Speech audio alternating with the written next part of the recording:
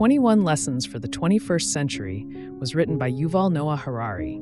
He is a historian and professor from Israel who became well known for his earlier books, Sapiens and Homo Deus. In Sapiens, he talked about the history of humans. In Homo Deus, he looked at the future of humanity. But in 21 Lessons for the 21st Century, he focuses on the present. He asks questions like, what is happening in the world right now? What are the biggest problems we face today? And what should we do about them?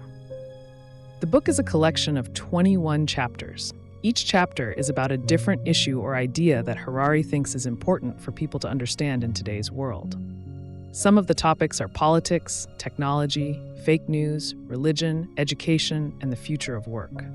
Even though each chapter can stand alone, there are connections between them. The main point is to help people think more clearly and carefully in a time that feels confusing, fast-changing, and sometimes scary. One of the first things Harari talks about is the power of technology.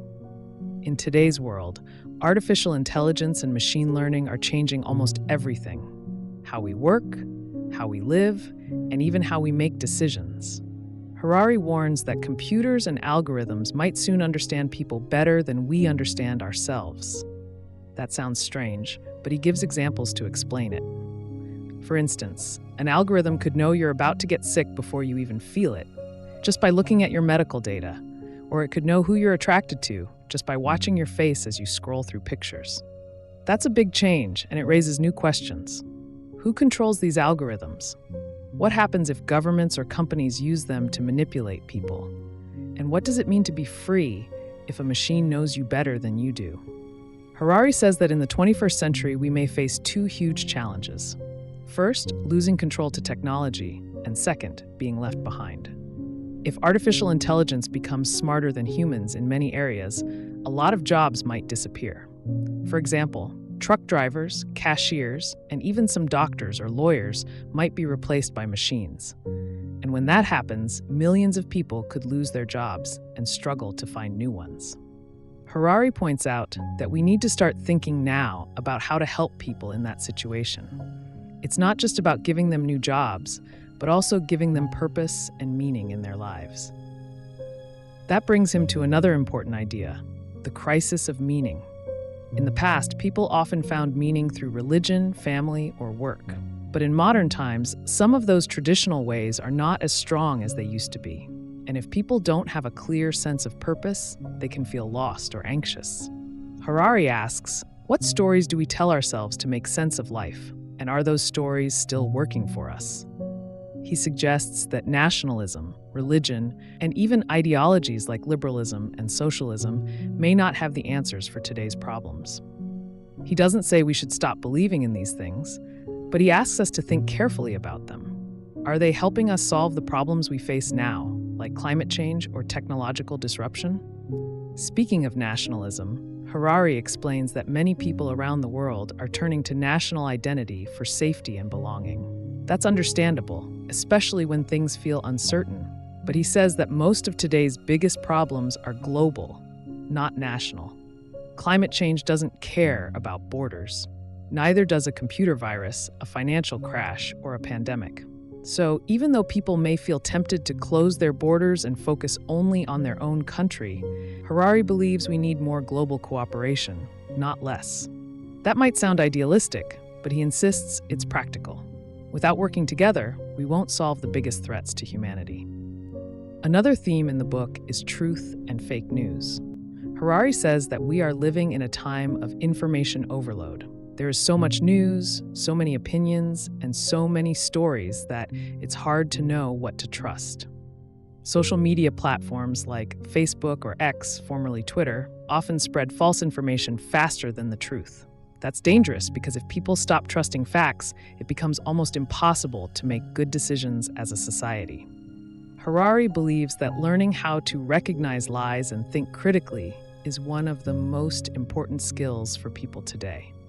He even says that in the future, thinking clearly might be more valuable than knowing a lot of facts. Education is connected to that idea. Harari says our schools are not preparing children well for the future. In the past, education was mostly about learning facts and skills. But now, facts are easy to find online, and many jobs are changing quickly. So instead of just teaching knowledge, Harari thinks schools should teach how to learn, how to adapt, and how to stay calm in a world of constant change. He says curiosity, creativity, and emotional intelligence will be more important than ever. When it comes to religion, Harari takes a careful approach. He doesn't say that religion is bad or useless. He respects the fact that religion has helped many people make sense of the world and live moral lives. But he also points out that religious beliefs can sometimes cause conflict or stop people from accepting new ideas. He argues that we should look at religious stories as human creations, important, meaningful, but not always based on scientific truth.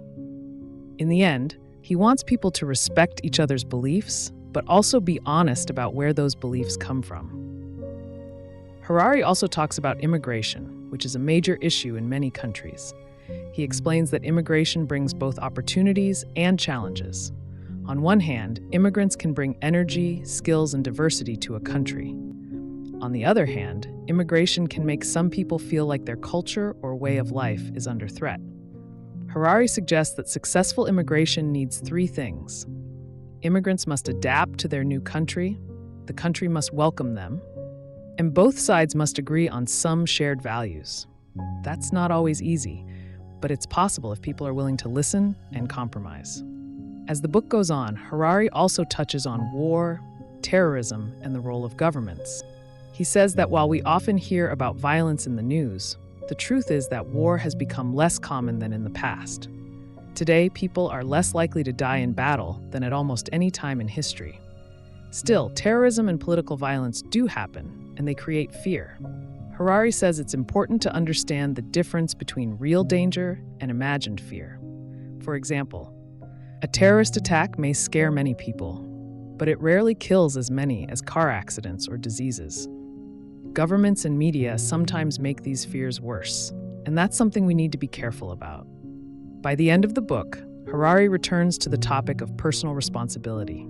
He believes that in a world full of fast changes and deep uncertainty, each person has to take some responsibility for their own mind. That means staying informed, questioning your own beliefs, and learning how to tell the difference between real knowledge and fake news. It also means being kind and open to others, even when they think differently. In a time when it's easy to become angry or afraid, Harari says we should try to stay calm, curious, and compassionate. In conclusion, 21 Lessons for the 21st Century is not a book with simple answers. Instead, it's a book full of big questions. Harari doesn't tell people what to believe, but he does ask them to stop and think. He wants readers to understand the world they live in and to be ready for what's coming next. He believes that if we can understand ourselves better, both as individuals and as a global community, we might have a better chance of dealing with the future. The book is both a warning and a guide. It shows that while the future is uncertain, we still have the power to shape it, if we are willing to learn, think clearly, and work together.